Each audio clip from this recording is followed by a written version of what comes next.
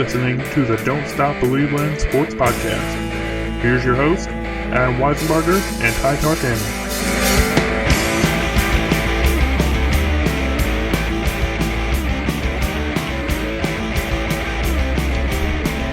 Hello and welcome to the Don't Stop Believin' Sports Podcast. We are recording today on November the 26th, 2016.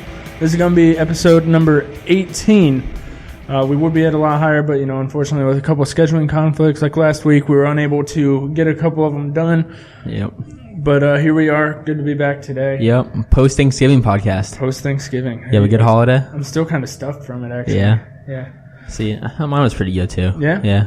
Got the family together, hung out, what everyone does for Thanksgiving, but it was a good time. Watched a little bit of football, Oh, that Cowboys game was real good. Did you watch that? That's actually, I didn't really it was watch. Really, I watched it was parts really of good. it, but Zeke, I didn't watch much. Dude, Zeke. Zeke's the real deal. We did some board game stuff like that, so I was away from the TV for a little bit. But I gotcha. All right, understandable. Yeah. Speaking of good football games, we'll just go ahead and jump right into it. OSU Michigan. We just got done watching it. Just got done about an hour ago or two. Yep. But that was probably the best Ohio State-Michigan game I've Top watched. 5 game I've ever watched. I mean, there's been some good ones, but easily right there with the number 1, number 2 matchup in 06, I believe it was 06 or 07. 07. Maybe. But yeah, right there with it. The first half did not look good, as far as entertainment value. As far as entertainment value, it was an absolutely boring game. Defensive game, really. Offense didn't, or at least our offense. I mean, JT Barrett, what do we have, 70 yards of offense in the first half, and they all came on the first drive or something like that. At one point, he was 9 of 23 passing for 60 yards. Yeah, it was bad. Our defense completely helped us. Gosh. Kept us in the game with those we had that pick six, and then we had another one. Other big interception was a great return, by the way. Yeah. That's cool to see a linebacker actually be that agile. But yeah, defense really carried us that game. Special teams, not so much with the missed. Yeah, the brutal, Tyler Durbin with the 2 missed field goals. I felt so sorry for that kid, man. He redeemed himself though. He came back. He nailed the short one, and he got the extra point in overtime. So you can't. I was going to say he hit it when it mattered, but those other 2 kind of mattered. They mattered a lot. So, but no, it was a great game. I want to talk about Peppers a little bit. Okay. So, I'm convinced now that he is a linebacker at the next level. Okay. I don't see him being a coverage guy.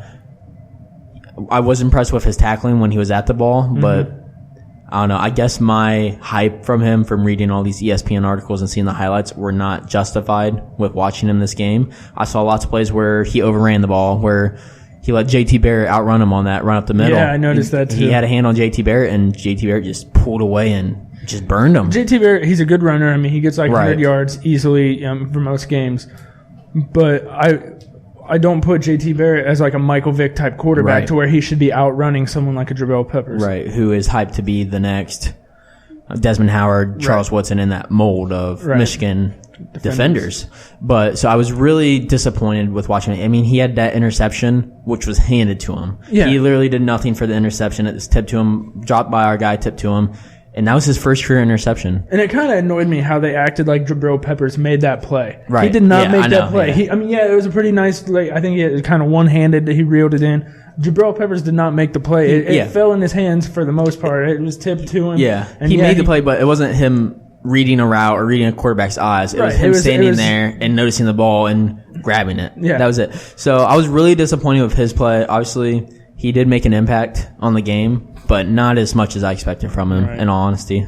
How nervous did you get, going away from Jabril Peppers, how nervous did you get on that with 1 second left, that little kickoff, and it looked like he might have found a lane? Dude, that was crazy. That would have been amazing. That would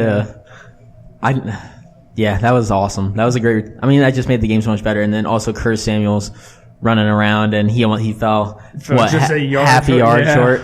That was an amazing play. And do you think JT Barrett got that first down? I don't know.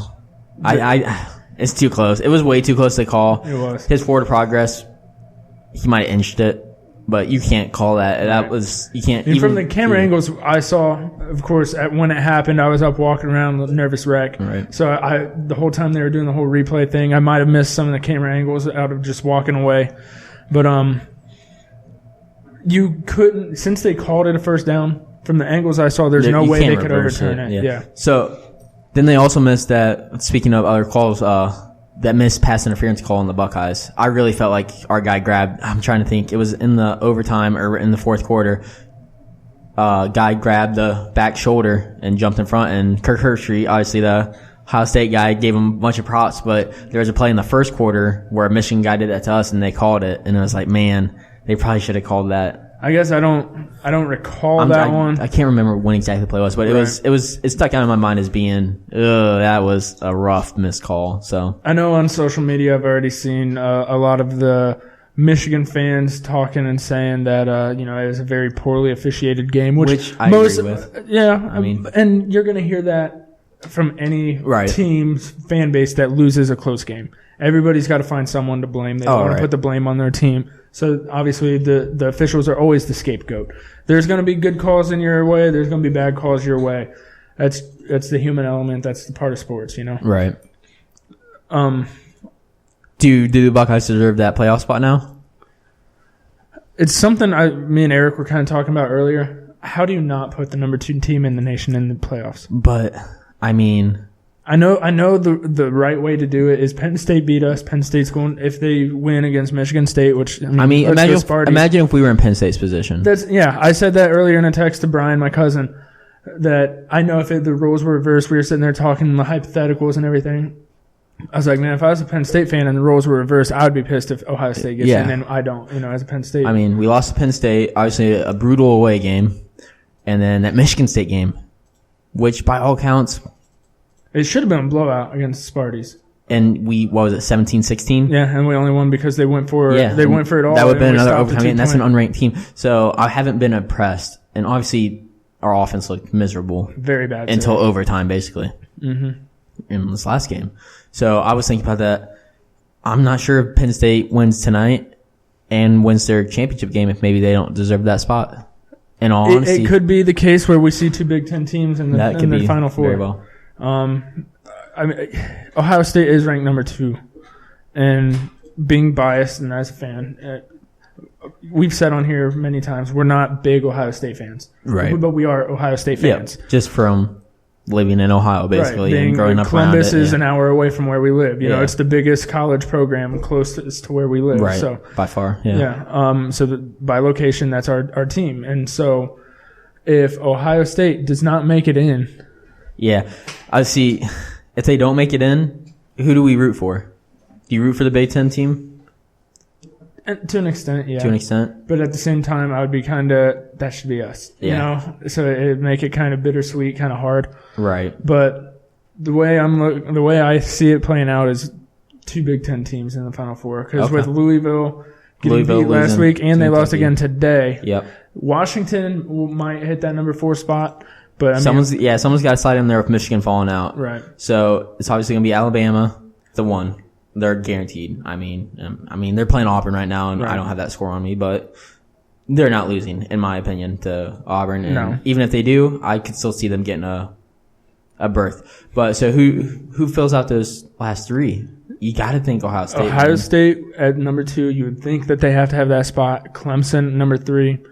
As long as everything goes all right from here on out. Washington, and then either Penn Washington State. Or Penn State at 4. Wow. Because, it would have been Louisville right there, but with them getting those losses, right now, it's so tough because the whole Big Ten championship thing with Ohio State and Penn State. Ohio State, clearly the better team.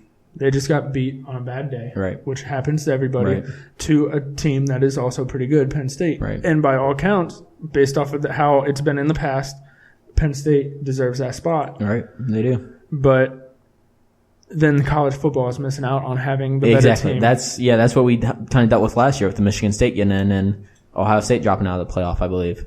Was that last year? Something like that. Something along those lines. But we lost out on the better matchups because that's the way the dice roll. So that's where you get into this playoff discussion is what determines who gets the playoff spots. Do we just look at the best matchups? So when you're choosing the top 4, do you look to who's going to play Alabama the best? Or do you look at who won most games? Based off of how it's been conference championships because The first year they started doing the playoff system, Ohio State snuck in at number 4, and I believe it was TCU and Baylor were both undefeated, and Ohio State was a one loss. Yep. And Ohio State snuck in ahead of both of them, and they were both very upset because they were undefeated, but they didn't have a championship, conference championship under their belt. Ohio State did. And then, of course, Ohio State went on to win the national title, beating Alabama and beating Oregon. Yep. So that kind of validated, I think, in the committee's eyes, the reason why they need that conference champion in there. Oh, yeah. And now we're in a situation where it's the opposite for us. Right. It's a tough situation. I would hate to be on that. The hypothetical I was talking about earlier when I texted Brian, my cousin. He's a big Buckeye fan. You know, like we said, I'm not huge, but I was asking, okay, here's a question for you. Say Auburn beats Alabama today. That puts Ohio State as number 1 team in the nation. Is there any way that the committee could keep the number 1 team in the nation out of the playoffs? There's no way in my thought. You know what I mean? No. So it's just the committee has a decision ahead of them, and it's going to be really interesting to see how it plays out. For sure. So, all right. I think that's enough college football. Obviously, we don't know a lot about it. Right. So I don't want to talk too much about it and act a fool. So let's move on to something we do know a little bit more. Yeah, we'll move on and we'll go ahead and talk about our Cleveland Cavaliers, the world champions. And they've been playing some lights out basketball lately. Yeah. I mean, first it was a couple nights ago, Kevin Love. 40 points total, 34 in the first quarter. 34 in the first quarter. Then we got Kyrie last night.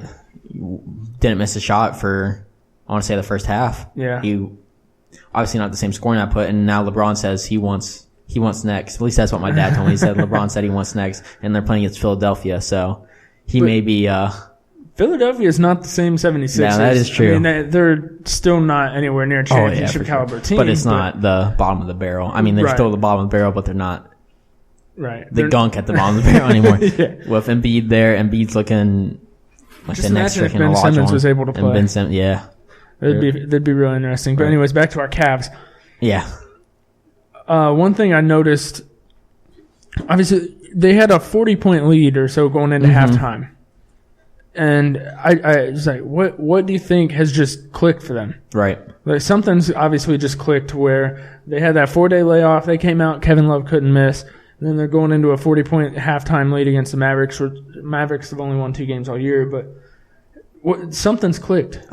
I mean, I think it's just for Kevin Love, I think it's him finally getting back to strength because after last year, he injured his shoulder, or 2 years ago, he injured his shoulder versus Celtics. Kelly Olynyk. Yep. He obviously had to rehab that, let it heal, rehab that, and then coming into last year, he wasn't at full strength. Right. And during the basketball season, you can't really build your strength back up. I mean, you can a little bit, but with playing all these games, you have to rest.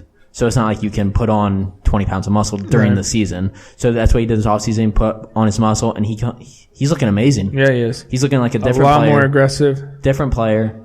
I think that honestly, I think it's the championship that did it for him. Yeah. I think that really validated his decision to be here in Cleveland and really play that third role or that number 3 role. Yeah, so.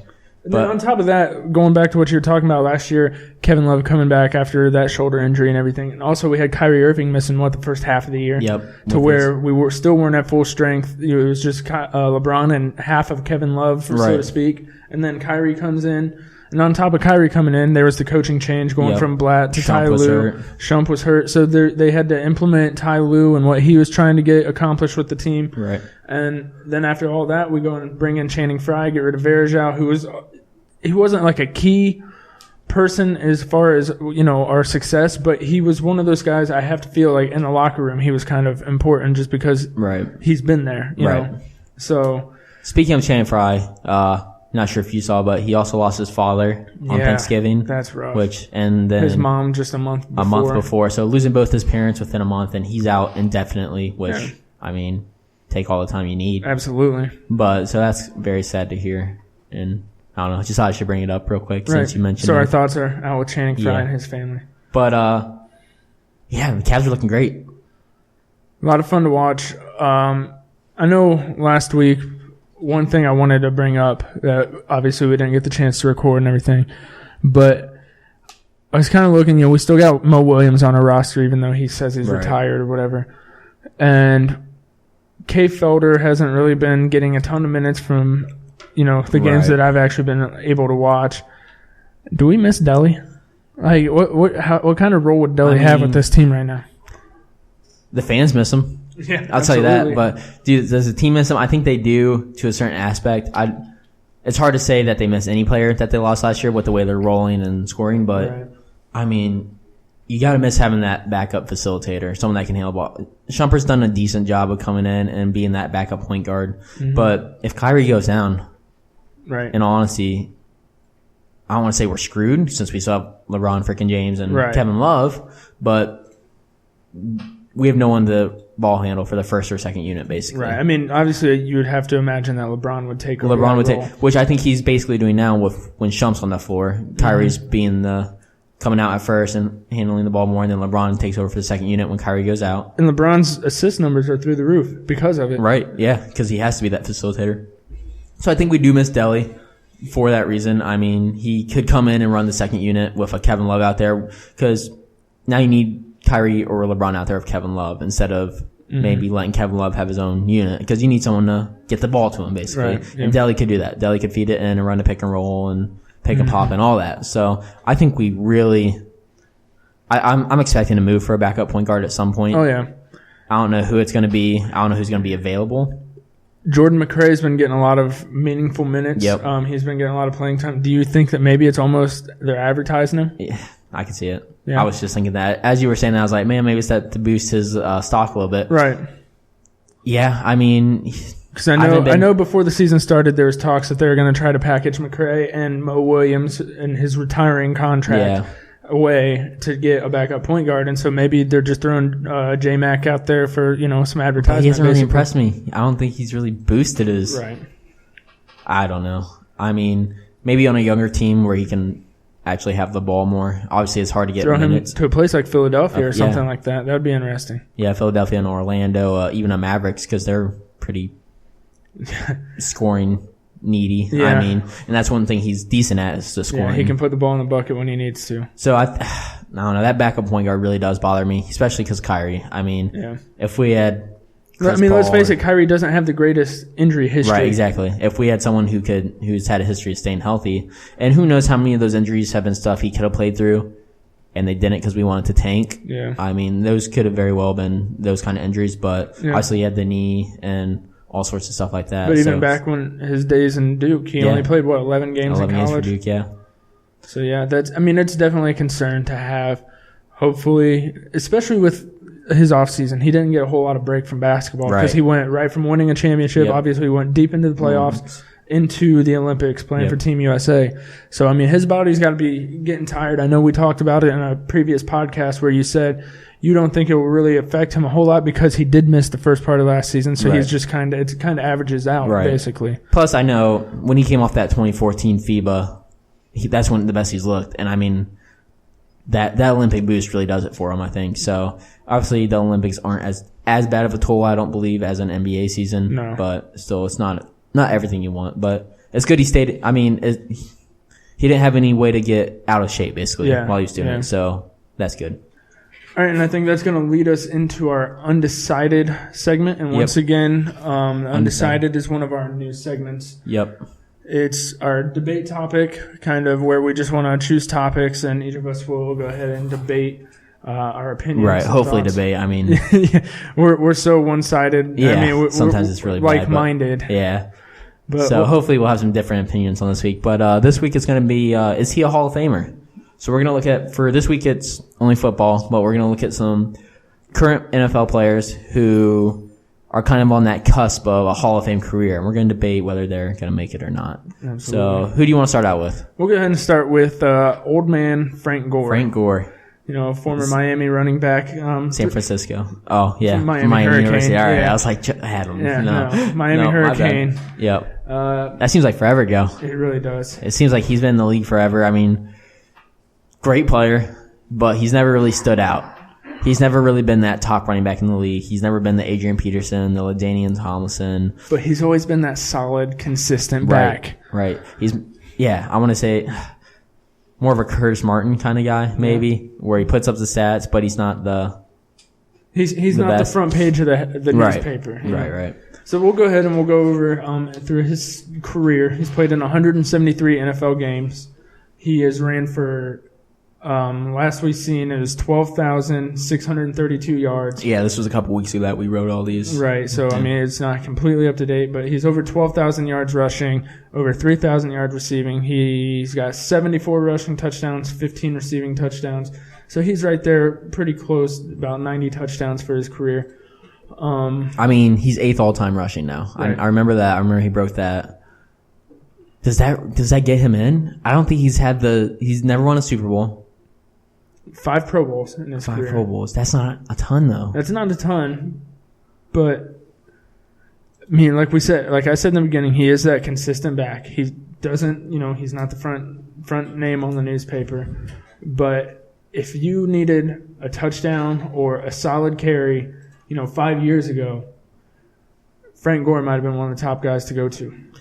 Right, but the Hall of Fame isn't if I need one solid carry. The Hall of Fame is if I need one amazing career. Yeah. You know what I mean? Like, when I think of Hall of Famers, I think Adrian Peterson, Eric Dickerson, Jim Brown, obviously, Walter Payton.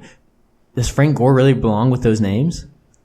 If you look at his numbers with the 12,000 yards, 12,000 yards, I mean, like you said, that's 8th all time. Only 7 running backs have ran for more yards than Frank Gore has. Right. He's only played 173 games. I mean, that's quite a bit of games, but 12,000 yards, that's... I mean, that's nothing to laugh about or joke at, but I don't know. That doesn't do it for me. I don't think he'll get in. So if you had a Hall of Fame vote, Frank Gore does not receive one.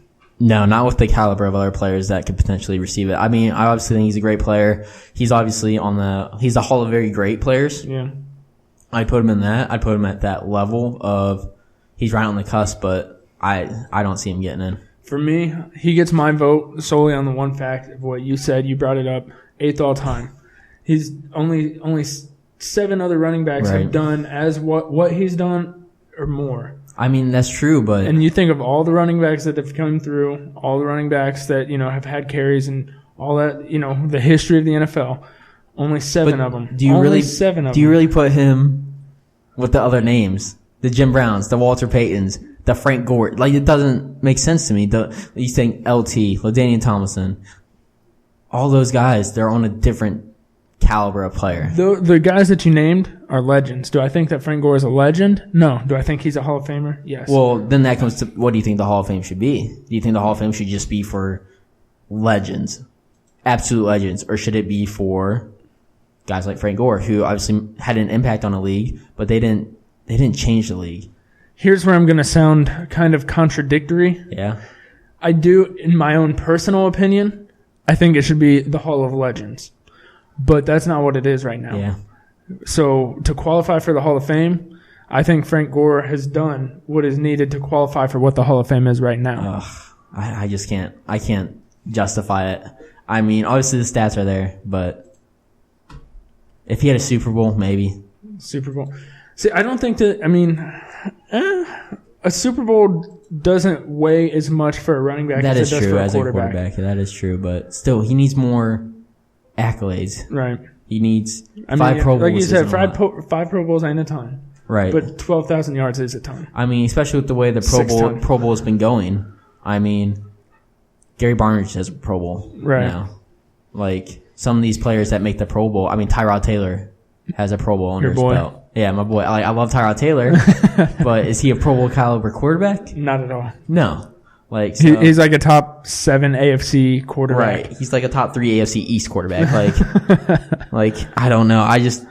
The Pro Bowl doesn't do it for me anymore. Just the way it. I mean, most players don't even really care. They look at the Pro Bowl as a trip to Hawaii, and that's about it. Right. I mean, the Pro Bowl itself is a joke, like, as far as the game play. Oh, yeah, no. I used to love watching it, and now it's just, I don't turn it on. Honestly, as weird as this sounds, my favorite part of the Pro Bowl used to be just seeing all the different helmets together on the same team. Like, really cool. I've always liked that. But all right, let's move on to our next player. Obviously, we are in disagreement. I say no for Frank Gore. You say yes. I give him a yep. Who we got next? Next, we're going to go with another guy, and this one I feel can be a very good argument. And we're going to go with Anquan Boldin. for our second debate. Okay. Anquan Bolden, 196 games now, but his stats aren't going to be completely up to date because we didn't include the Thanksgiving Day. Right. I know he scored a touchdown, so he's going to have one more touchdown than what I'm about to read off. But to this point in Anquan Bolden's career, over 1,000 catches. Okay. He's one of, I think, only 3 active players with over 1,000 catches. He's got 13,481 receiving yards, not including Thanksgiving. And as of now, it says on here 79, but I know he scored one on Thanksgiving, so he's at 80 touchdowns. He's got 1 Super Bowl under his belt and 3 Pro Bowls. I mean, that's a solid career. That's a very solid career. That's a very, very solid. But again, I get back to, do you put him, Bolden and Jerry Rice? Yeah, like, I don't know. It just messes with me a lot. Like, has he ever been the number 1 receiver on his own team? He had Larry Fitzgerald right, and then there was a couple years where I don't even know where he played for. Did he go to Baltimore for a little bit? I think he went to Baltimore. Yeah. He might have gone to San Francisco. I think in Baltimore you would have had to consider him. It was either him or Torrey Smith. I still consider Torrey Smith the number 1, and then he went to he plays for Detroit now, right? Which, I mean, I didn't notice until halfway through the season. I forgot that he did until I saw him catch that touchdown. Yeah, sometimes I don't remember he's in the league anymore. And I feel he was in San Fran for a little bit. I feel like a Hall of Fame player, they're in the league. He does jump around too much to me to be like Hall of Fame players don't jump. Teams. I mean, you can say it, but Randy Moss jumped. Randy Moss, it was a different reason. They didn't like he was a locker room issue more than a player issue. Plus, think of the Hall of Fame, you got all these backlog on receivers. How many receivers do we hear every year are trying to get into the Hall of Fame? Are you going to really crowd that up with Anquan Bolden? I mean, you have to crowd it up because his numbers are there with other Hall of Famers. But he's not a Hall of Fame player. I can agree with you when you go Jerry Rice and Anquan Bolden. Obviously, it's not going to be any kind of comparison. Right. But right now, I think when you see him with over 1,000 catches and 80 touchdowns, I want to know how many other players have accomplished that in their career. All right. For me, you need to be a Calvin Johnson level receiver anymore. You need to be the best receiver in the league. You need to lead the league in something, receptions, yards, touchdowns, which I don't believe Bolden has ever done. I mean, you need to be that top tier receiver. You need to be that, obviously it's a little early in Julio Jones' career, a Julio Jones type receiver. You need to be a Randy Moss, a Terrell Owens. I mean, when you think of those guys, they put fear into the defense. Right. Did Anquan Bolden ever put fear into the defense? I think the only time he really did that was when he was in Arizona paired up with Larry Fitzgerald. Right. But if he would have been the number 1 option, right. I don't see it. He's another no vote for me. But I think I have very strict Hall of Fame standards, and which honestly, I think it should be. No, if it was up to me, I would want you to have a Hall of Fame vote because I know we're supposed to be debating, and we are debating because like I'm not just saying this stuff just to oppose you, but you are going based off of how you feel the Hall of Fame should be, and I'm going based off of how I feel the Hall of Fame is. What they have voted in the past and stuff like that. Okay. And I agree with you to where I don't think that Frank Gore or Anquan Bolden would be Hall of Famers if it was up to me. But since it's not up to me, do I think they're Hall of Famers? At this point, I'm saying yes. You think Anquan Bolden? I think he's got the numbers because to me, I feel like the Hall of Fame is about the numbers that you put up during your career. And I don't know, man. Over 1,000 catches, that's not very common. I mean, how many catches did Wes Welker have? I have no idea. Yeah, that's obviously neither of us know off the top of our head, but I feel like he had close to 1,000. He had how many? And at the time he was, in my opinion, on his way to the Hall of Fame until concussions derailed his career. See, I don't put him. Obviously we're debating a different player now, but I don't put that caliber of player in the Hall of Fame. I don't know. Especially with the backlog at receiver. Right. There's so many receivers that are trying to get in. We still got T.O. waiting to get in. Right. And T.O. is second all time in receptions. So to me, why T.O. wasn't a first ballot Hall of Famer blows my mind. I think he should have been a shoo-in. So just for everyone who's curious, Wes Welker finished with 900 for receptions and 50 touchdowns. So Wes Welker, he had 130 catches a year there for a while between playing for Peyton Manning and Tom Brady. Right. and he still hasn't put up a fraction. I mean, it's a fraction, but Anquan Bolden, playing with all kinds of different quarterbacks, playing on a bunch of different teams, has put up over 1,000 catches and 80 touchdowns. I still can't do it. I can't give it to him. How many yards did Bolden have? Anquan, he had, let me see, 13,481. Okay. Wes Welker had less than 10,000. See, and like I said, Wes Welker put a lot more fear in defenses during his prime. Did he not? Yeah, because he was that shifty little slot receiver that would go and get 10 catches, 12 catches for 120 yards a game. I can't give it to him. I can't give it to either of them. Just the back leg receivers. I don't know. I can't do it. All right, I say no. Let's move on. We'll go to another one who's a guy that's been in the news a lot recently, for not great reasons, but Mr. Tony Romo. Oh, yep. We're going quarterback here, so this will be a fun one. Let's see how this goes. Man, all right. It's not going good for me either. No, I think about Tony Romo. Real stats, yeah. Tony Romo has played 155 games, although I will say some of those games were not all starts. They were when he was a holder for his first 2 years. He didn't start any games. So, right. I mean, you got to take that 155 games with a grain of salt. He's completed 63% of his or 65% of his passes, my bad, for 34,000 yards, over 200, almost 250 touchdowns. He's at 247, only 117 interceptions, been to 4 Pro Bowls.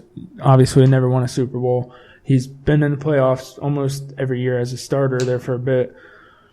Is Tony Romo a Hall of Fame quarterback? No. No, he's just coming right out and saying it. No Super Bowl.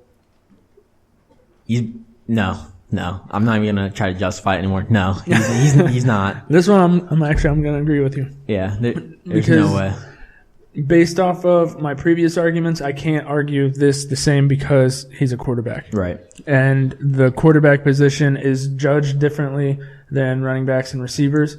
And for Tony Romo, he's got that big fat goose egg in the Super Bowl category.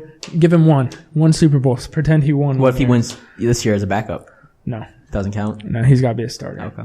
But let's say he won one 2 years ago. Right. Is Tony Romo a Hall of Famer? No. With one ring? No? Okay. No, I can't do it. I can't justify it, no.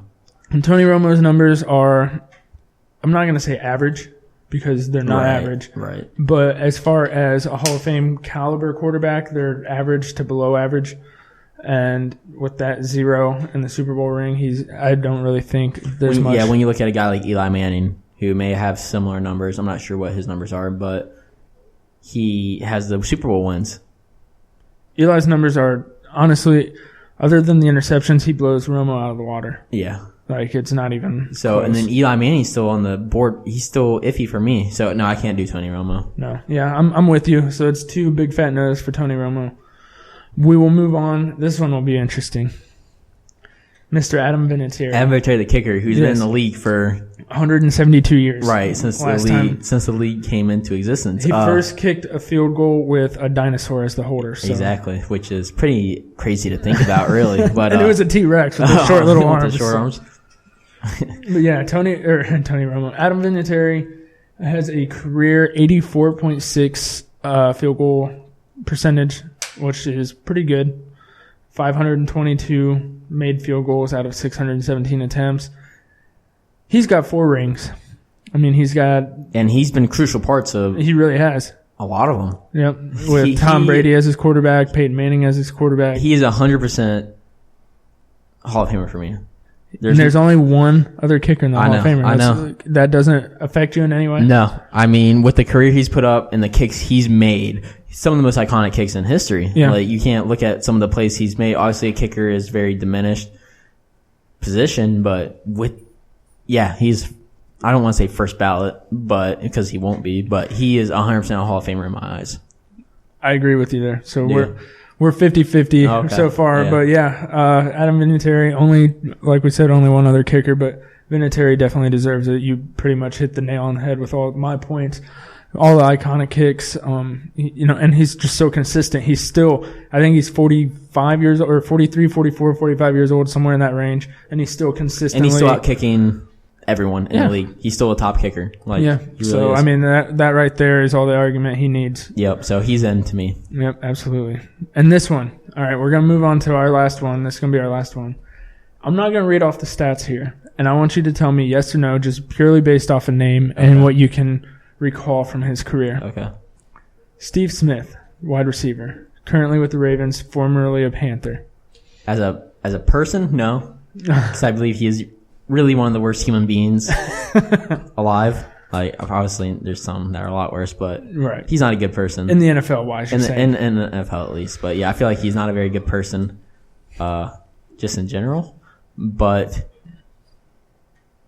so I feel like that would maybe hinder his chances to get in. I'm not sure how much credit the Hall of Fame puts on off the field stuff. Obviously, you would think they'd do with like T.O. and stuff with like him that. not getting that first ballot. Right. So again, it comes down to the receivers. If T.O. can't get first ballot, how is Steve Smith even going to get in? He was a great player. He really was. Yeah. But again, I guess early in his career he was that top receiver. But I don't know. Man. You gotta go one way or the other, so I can read off the stats. No. I'm going. You're no. going no. I'm Okay. going no. See, I thought based off of what you were saying earlier, because Steve Smith early in his career as a Panther, he did strike fear in the defense. Oh yeah. And I mean, there were always times where he was leading the league, or at least top 3 in receiving yards and touchdowns and all that stuff. And Steve Smith was a top caliber receiver for years in Carolina, Right. despite most of the time them being a pretty terrible team. Right. And so I kind of was feeling that you were going to say that Steve Smith was a Hall of Famer. And that's why I wanted to hold the stats, because, again, we don't have it fully updated. Last time we put it up here, Steve Smith was 3 catches short of 1,000. Okay. He has 14,349 yards and 78 touchdowns in 212 games.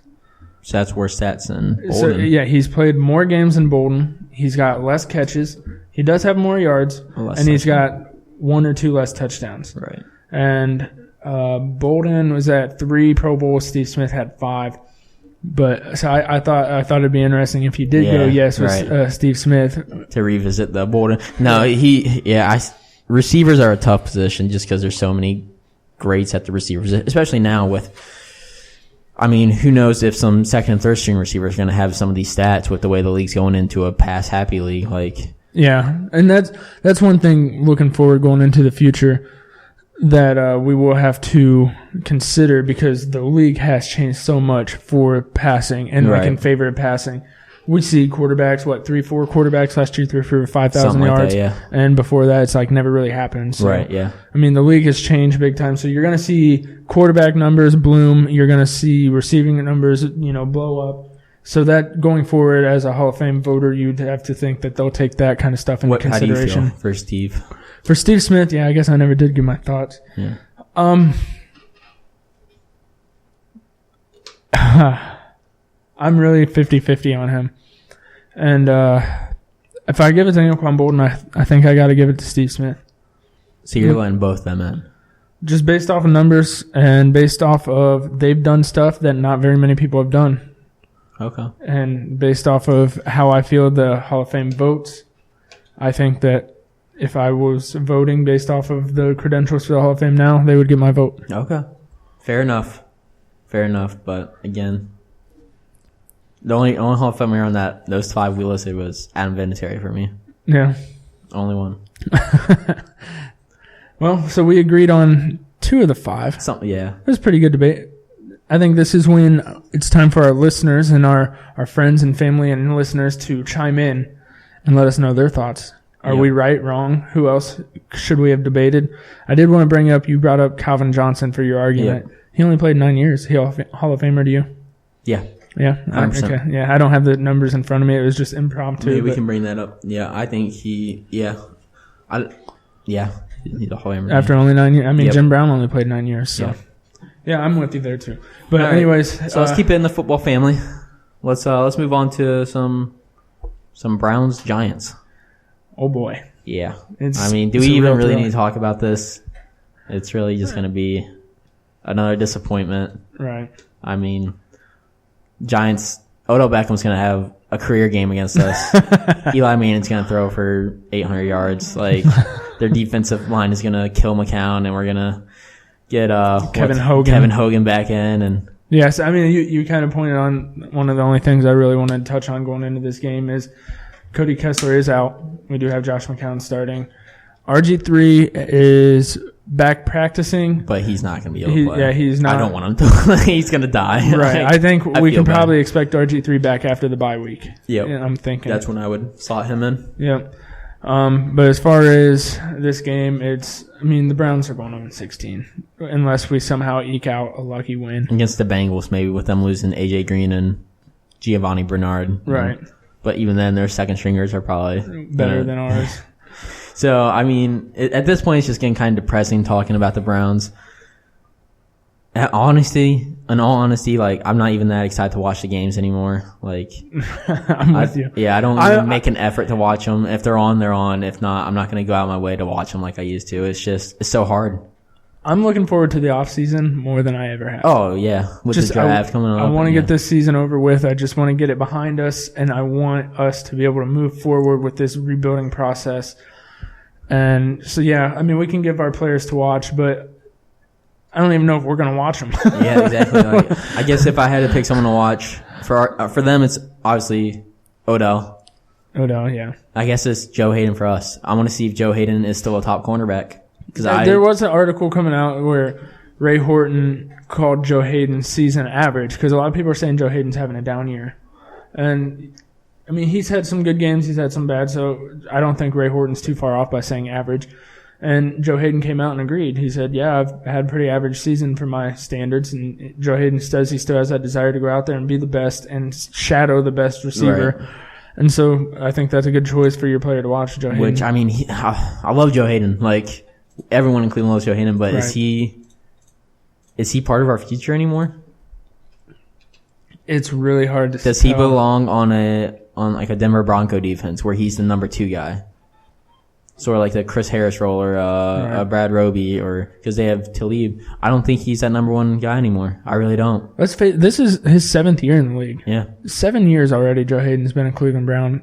I mean, how many more years does he really have? Right, been hurt for a couple of them. I mean, you're looking at, as a corner, you're looking at maybe a 10-year career. Am I wrong? Right. Like 10 Something to 12 like that years. For an average, yeah. 10 to 12 years. But yeah. Right. So we're looking at, I mean, if he comes back next year, it'll be his 8th year. So we're looking at 2 to 3 years maybe left of Joe Hayden's career. Yeah, but I don't even know what we could get from him. Right. I don't either. The Saints tried getting him at the trade deadline, and Browns wouldn't have it. I think this, like, it really it hurts for me to say what I'm about to say. Your cat's named after him. Yeah, I have a cat named Hayden. I love Joe Hayden. But just you're looking at a picture of the wall right now. You're staring at it. It's kind of weird. Is that a tear rolling down your eye? A little bit, and 2 of them. But Joe Hayden deserves the chance to win. Yeah. He deserves, I mean, he's been such a key person in the Cleveland community. He's been a very good player for the Cleveland Browns. I mean, just like Joe Thomas. Right. He deserves the chance to go somewhere and win when he's only got a maximum of 4 years left in his career, I think. Right. So if I was the Browns, I cut him free, and I mean, as it's clear right now. Right. I think you can tell by the sound of my voice that it hurts for me to say it. Yeah. I mean, yeah. Joe, I love you. But so I think that matchup is really going to prove if Joe has anything. I mean, I don't want to say that's going to be the be all end all, right? But it's really going to point indicator. But other than that, there's not very many players I want to watch on the Browns. So I can't really give a player to watch because they all suck to watch. So I don't know where to go with that. I think my player to watch is, I guess, Josh McCown. Yeah. Because I think he's another one at the end of this year. I really think that this is probably it for Josh. This is probably going to be his last game if you think about it. Right. After the bye week, you have RG3 coming back with Cody Kessler backing him up. Right. For how many more games? 4? 3 games? Yeah. This is number 13, so 3 more games. Yeah. This may be Josh McCown's last game if he survives it. Like, let's be honest. But I really, I said it in a previous podcast, but I would really love to see Josh McCown return to the Browns, but in a coaching role. That'd be great. Be a quarterback coach, whatever the case. That'd be great. I think that would really suit him. I mean, he's already been such a good mentor to Cody Kessler, and he tried with Johnny Manziel. He was about the only one that did try, I feel like. Right. So I really appreciate what Josh has put in to the Browns organization, and I'd like to see him stick around. But as a coach, he doesn't deserve to go back there and get killed like he does every single week. Yeah. So let's keep him safe on the sidelines. Put some bubble wrap around him even on the sidelines, because we've seen coaches get hurt this season too, getting barreled in. But yeah, Josh McCown, I think, is going to be my player to watch. Finally getting to start again with Cody Kessler being down. I want to see if he distributes the ball to Terrell Pryor a little bit better. Get Pryor, close to 10 catches.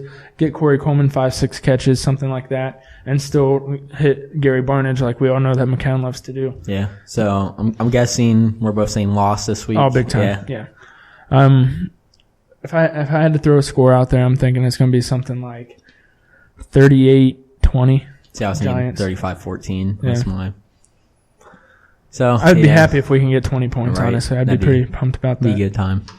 So, I guess that's about it this week. And on sort of a depressing note, which kind of stinks, but we had to talk a little bit about it. Yeah, you have to. I can't wait until we get to talk Browns offseason. That's going to be fun. When we start getting the draft and the combine and free agency. Oh, be ready for every single week once the draft talk starts. Mock drafts every week. Oh, buddy. Right. But so that's about it this week. Thanks you guys for listening. We do have some big news before we get out of here. Starting next week, there's going to be a trio here. Yep. Tim, who's joined us a couple times, we've decided we're going to bring him on with us full time. Yep. We're going to have the three of us. It's going to be the three amigos up here talking some Cleveland sports. Eric is going to continue to produce and do all the great quality work that he does behind the scenes. But that'll be interesting to see how it really brings it together, which I think it'll add a new wrinkle, because like we said, me and you are so like-minded that it kind of gets, it's like two people talking as one person. So maybe getting a third person and break it up and getting a little bit more. And maybe he'll bring up points that we don't even think about, and it'll just give us better talking points. Right. So I think, we can really develop a good chemistry between the three of us and bring a lot better podcasts to you guys listening. So we'll look forward to that. Thanks for listening, everybody. Again, follow us on our social medias. We got Facebook as DSBS Podcast. And then if you want to find us on Twitter and Instagram, we are at DSB_podcast. If you just want to go to one-stop shop, go to don'tstopbelieveland.podomatic.com. There you can listen to all of our past episodes, and you can find links to all of our social media and all that kind of stuff. Also, check out if you feel like donating to us and helping us out. And like we said before, any donations are greatly appreciated, not, expected at all. But anything that we do get, we're going to turn around and put right back into the podcast by either with equipment, just helping with our subscription fees that we pay out of our pocket, just stuff like that. So we have a Patreon site. It is DSB_podcast, and that's on Patreon. So, And again, we're looking to add some more goals here, maybe after the holidays, get those up and running. We're still debating on what we feel like our fair goals for the amount of money. But right now, we do have the one goal is $1, and you get to ask any question you want on the podcast. Right, so, any question. It doesn't have to be sports related. Just if you want to know about Ty, anything you want. If you want to know about me, you want to know about Tim or Eric, just go ahead and send us a question in. Yep. So, all right, guys. I think that's about it this week. Glad to be back, and hopefully we can keep this a little bit more consistent. Absolutely. So, we'll Thanks, talk to you guys. later. Thank you for listening to this episode of the Don't Stop Believeland Sports Podcast.